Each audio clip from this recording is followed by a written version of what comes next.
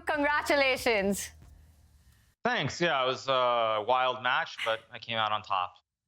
You really did. And Hikaru, it really was your resilience and resourcefulness. Was that the key to today's match victory? Yeah, I mean, this match, of course, it really, the first two games weren't super exciting. I mean, the third game, obviously, Armageddon was the one that was really critical. I mean, I think Magnus made a couple of mistakes. I thought, for example, a mistake being a generic term, but I thought when Magnus played G5, it was not a good decision practically because it simplified the position. I felt that at that point, I think I had maybe 5.5 minutes left, and I thought that he could have just played like Queen G3 and F4, just kept the pressure up and kept the game going forever. And he sort of simplified a little bit too early. Obviously, later, I mean, it still was very, very tricky, but I found, I think, a lot of very, very good moves. There were many moments when I could have lost in the Queen and Pawn endgame. I mean, probably I had a couple ways that I could have drawn, but I mean, without like 2 or 3 minutes on the clock, probably impossible. So yeah, it all worked out. Hikaru, it was amazing to see unfold there. And there's some great questions from the chat about you and Magnus and your rivalry. In some ways, do you consider this a kind of modern Kasparov-Karpov duel?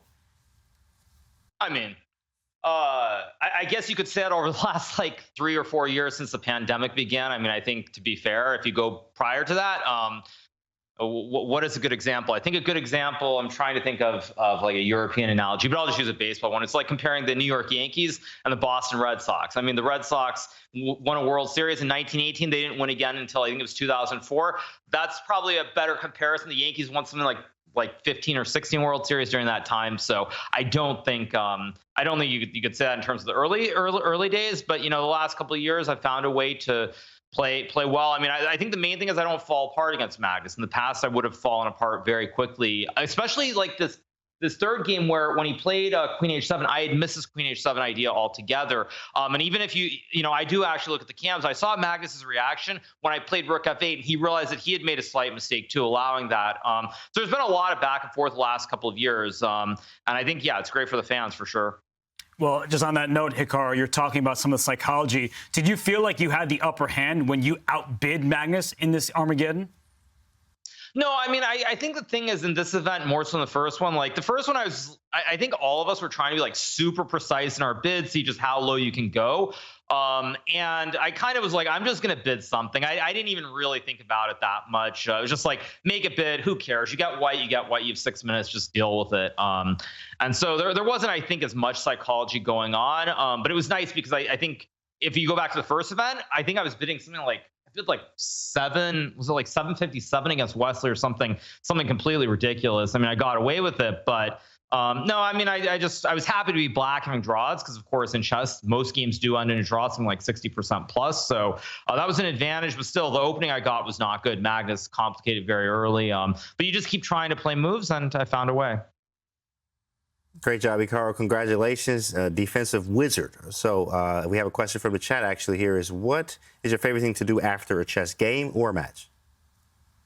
My favorite thing to do after a chess game or a match is do a recap for YouTube and make money. That's my favorite thing to do. That's beautiful. Hikaru, congratulations. And looking ahead, tomorrow you get a chance for revenge against Fabi. What are your thoughts on the match?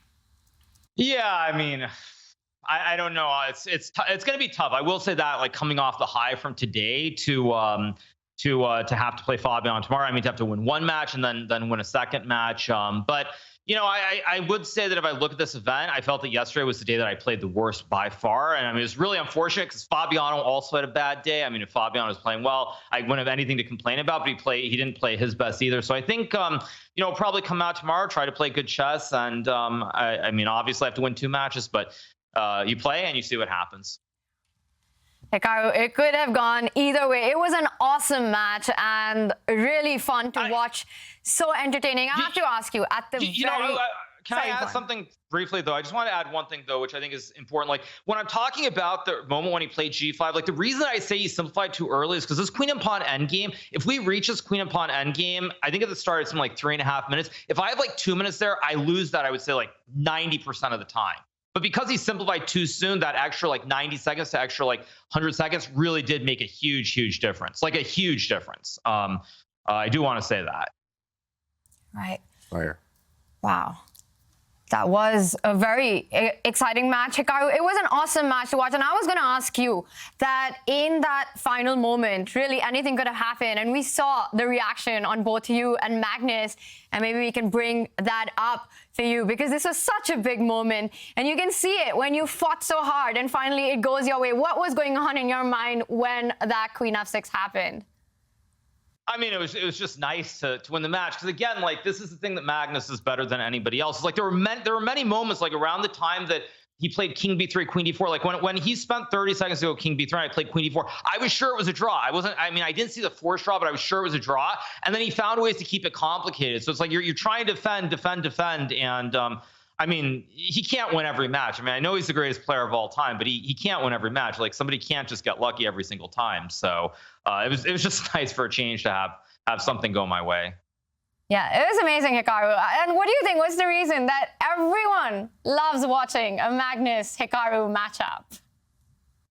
I mean, it's because, again, like it's because in the last couple of years, I've actually, I've learned how to play somewhat decently against Magnus, whereas for the previous 10 years, I just lost every game. It wasn't even close. And I think when you combine that with the fact that we're probably the two most popular figures in chess right now, and if the matches are close, like that's what you need in chess. Like you don't want one-sided matches. You don't want things to be boring and just wipeouts. Like that's never good for the fans. And so I think when you have us playing, the matches are always tense, always close. It's just very, very good for the game. Very good. And Hikaru, I just have a quick question. You talked about your own growth playing Magnus. What can you say about Fabiano's growth in quicker time controls? Because he had many critics in earlier stages of his career, but now he seems to do very well in all of these rapid events. I think that's just the nature of chess. When you don't have classical tournaments all that frequently anymore.